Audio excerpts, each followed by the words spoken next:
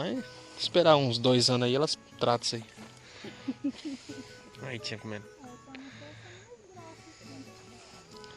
Olha o outro fazendo buraco também. Para de comer terra. Tá comendo terra. A Ritinha tá comendo de bocado de terra, ó. Deve estar de verme. Né? Como é que come?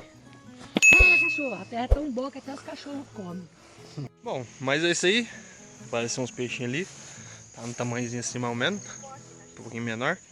Depois de um mêsinho aí já cresce bastante. Aparentemente deu uma limpada boa na lagoa. Mas é isso aí, leva tempo. Não é de uma hora pra outra. Fechou?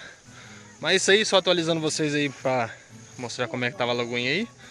E a gente vai trazendo aí conforme vai passando. Fechou? Tamo junto, deixa um like, se inscreva no canal. E ele quer dar tchau aqui, ó.